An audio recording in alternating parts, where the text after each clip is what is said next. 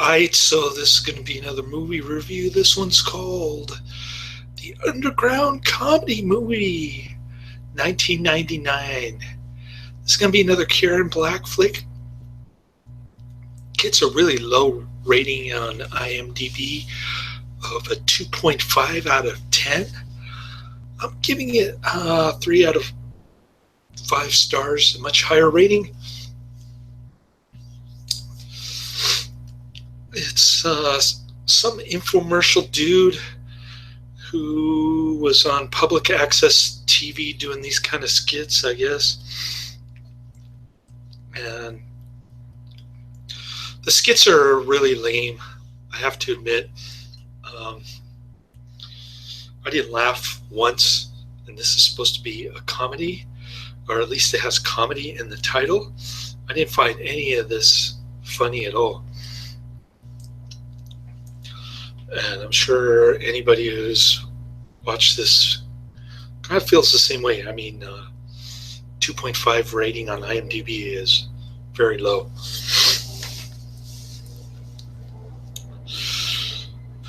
So there's a lot of racist jokes and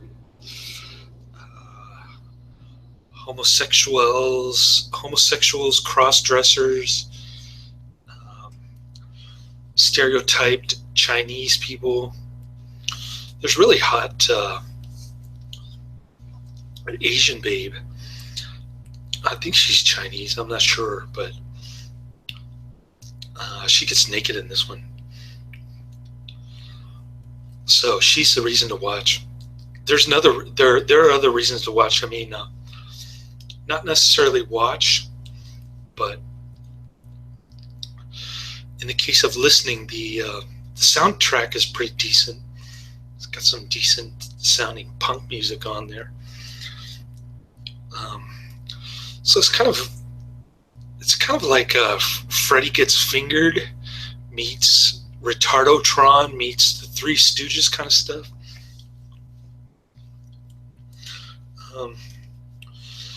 You might think it's funny if you're like 7 years old, but yeah, it's not a movie for kids. The tagline is that it's guaranteed to offend.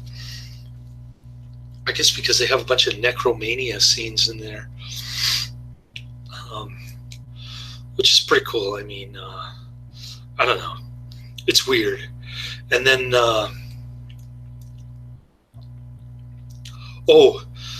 they saved the ending for Angelyne. She utters about 3 lines, about the same as Karen Black, same amount of screen time as Karen Black, maybe a minute or two. And the stupid infomercial guy, I guess, it looks like the dead lead singer of Alice in Chains. He's like smashing his guitar into Angelyne's pink Corvette windshield, which is not cool. I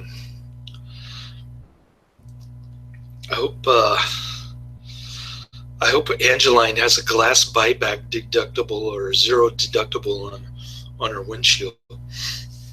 Anyways, I love Angelyne. If you don't know who Angelyne is, well, if you've ever been to LA, she was on all the she was on a lot of billboards and stuff. She ran for governor. She got 2.5% of the vote. And yeah, I dig Angelyne. She's cool. If they had used her throughout the entire movie, I would have liked this movie a lot more. But like I said, the soundtrack, the necromania scenes, the what else? The Asian babe who's in her little negligee, looking hotter than hell, and then Angelyne, of course. You don't really get to see her close up her her bra cup size. Can't really tell, but yeah, it's good. It's just good to see her in a movie. I haven't. That's the first time I've seen her in a movie, so that was kind of surprising. And ironically, at the end, the Alice in Chains dude, infomercial dude, he says, "Well, I need somebody famous in my movie," so they stuck Angelyne. Slash is pretty famous. Karen Black. They got Michael Clarke Duncan and Joey Buttafuoco. He's pretty famous. So I guess Angelyne is the most famous out of all of them. I doubt it. Probably, I would say Karen Black. Anyways, there are a bunch of dumb skits like some guy who keeps farting and staring at this blondie. Well, this naked caveman dude is like jumping around the orchard, and he's accusing the blondie of stealing his fruit and stuff. There are some supermodels sitting on the toilet pretending to take a dump. What else? Well, there's Batman and the Joker.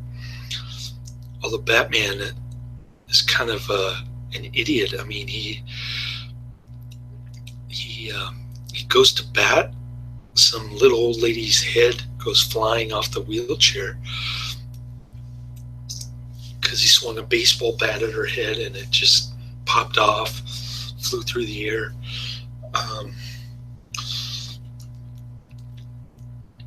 The Joker guy is called something else, I forget, but he's kind of annoying. He annoyed the hell out of me. I thought I was going to hate this movie when I first saw that guy, but it started to get better, especially towards the end when I saw Angelyne. So I would say skip the first half of the movie and check out the second half.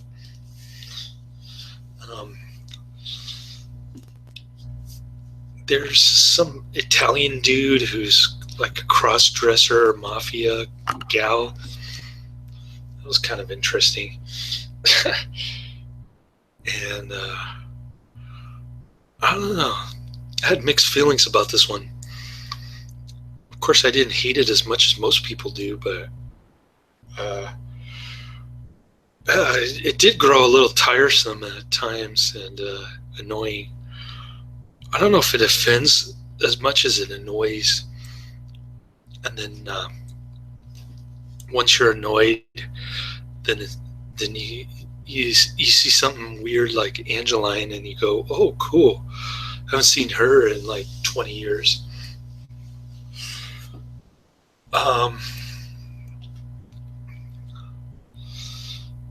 Yeah, so yeah, it was kind of cool. Brought back some memories. I used to have a crush on Angelyne. She's one of the few white women that I actually admire, and definitely admire her for being in this movie. I'd like to see her in some more movies. I should just do Angelyne on Netflix and see how many movies pop up. But anyways, I don't know what else to say about this movie. There's a stupid jury.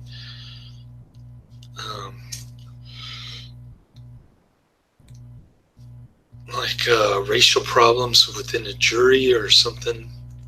Didn't make any sense. And then there's some white rapper dude who shoots Klansmen on his TV show.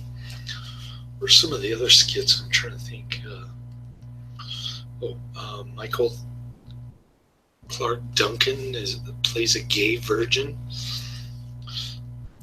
And some comedian dude named Ant. It's like trying to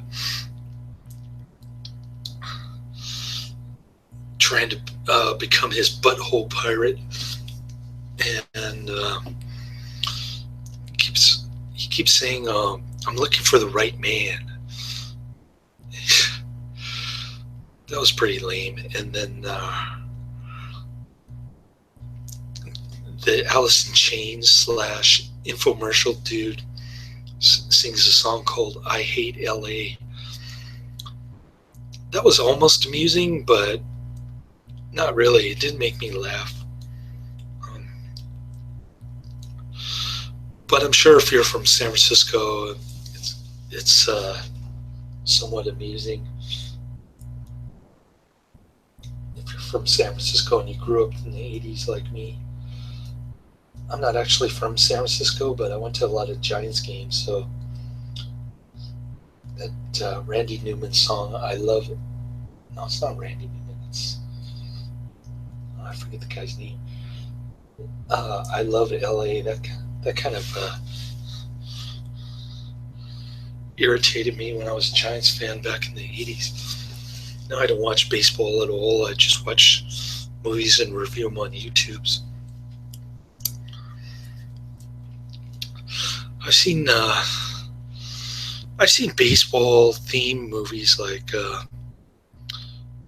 was it The Natural and Angels in the Outfield, Major League. I've seen all those. So, trying to remember all the skits. It starts out with the. It starts and ends with the Alice in Chains / infomercials dude is like blowing a fan up the grate so that Marilyn Monroe look-alike the wind can blow up her skirt and he can get a little upskirt action. Peeping Tom kind of guy. So I was just talking to my coworker about Peeping Tom. I mean, it doesn't really violate anybody's rights, but at the same time, it's kind of the wrong thing to do, you know. So, anyways, it starts off. The movie starts off with a definition of sarcasm. And I guess this movie is supposed to be sarcastic. I found it to be more annoying than anything, except for the four things that I mentioned: the soundtrack, the necromania scenes, the Asian babe, and Angelyne. If it hadn't been for Angelyne, I would have given it 2 out of 5 stars, but she kind of brought the movie back to life. I mean, she's driving around in her pink Corvette in her scantily clad outfit. That's pretty much her persona, I guess. She's kind of like a modern day Jane Mansfield, which is pretty cool. I mean, yeah, I admire a woman like that. So,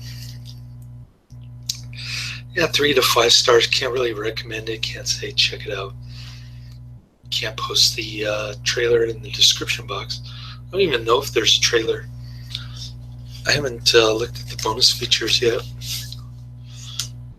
But maybe they'll have the public access channel TV show. Bonus features, I don't know. I ran out of time and tired as hell. I'm gonna get 3 hours and 30 minutes of sleep this morning. So I'll let you go. I think I've beaten a dead horse by reviewing this movie, and giving it more credit than it deserves. But like I say, I'm sure there are more people out there who give it 1 out of 5 stars. So I'm being quite generous. I think I was quite generous with CJ Run after I saw Dismemberment Horror review it. I wanted to watch it too, and I liked it a lot more than he did, or she. Now that he has become a she in the form of hormones, I guess. I don't know. Female hormones. So yeah, transformation, transsexualism. So only in Canada, right? I mean, I would have never expected that guy to become a transsexual.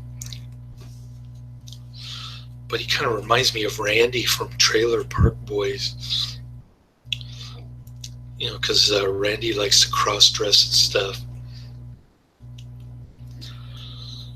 I don't know. I guess I'm done with this review. Don't have much more to say tonight other than better get some shut-eye. Laters.